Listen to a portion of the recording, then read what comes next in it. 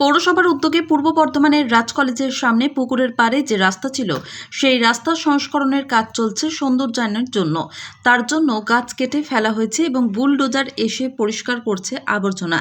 তার সঙ্গে হকার উচ্ছেদের কাজ চলছে যাতে রাস্তার ধারে কোনো রকম নোংরা ও আবর্জনা না থাকে পুকুর পাড়ে।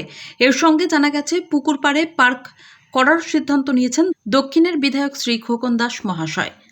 পূর্ব বর্ধমান থেকে শেখ নাইম হাসানের report, crime press Bengal news.